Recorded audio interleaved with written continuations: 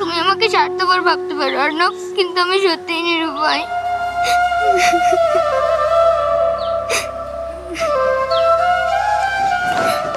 তাহলে যাও, চলে যাও তুমি। আমি আর কোনোদিনও তোমার রাস্তার কাঁটায় দাঁড়াবো না মেঘলা। আমাদের ভালোবাসা কোনোদিনও মিথ্যা ছিল না অর্ণব, কোনোদিনও না।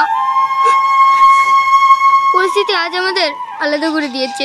হয়তো এই জন্মে তোমার সঙ্গে আমার সংসার করা কপালে নেই, কিন্তু মনে রেখো, ভাগ্যে যদি থাকে তবে আবার একদিন দেখা হবে। আমাকে ক্ষমা করে দিও অর্ণব, বিদায়।